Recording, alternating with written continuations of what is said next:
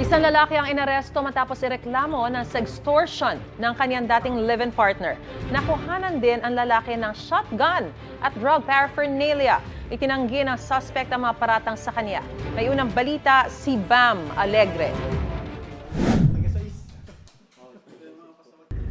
Arestado ang 19 anyos na lalaking ito sa Angono, Rizal matapos isumbong sa pulisya ng kanyang dating ka-live-in. Pinagmamalupitan daw siya ng suspect at nagbanta pa umano na ipakakalat ang kanilang mga pribadong video.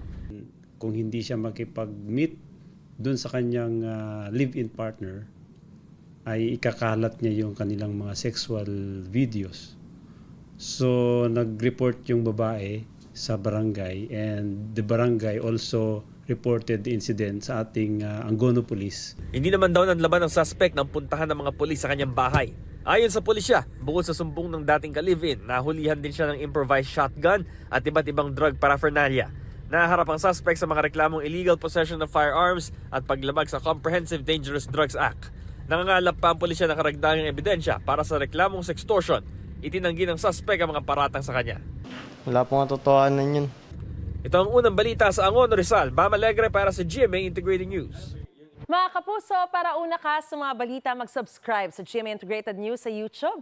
Sa mga kapuso abroad, subaybayan niyo po kami sa GMA Pinoy TV at sa www.gmanews.tv.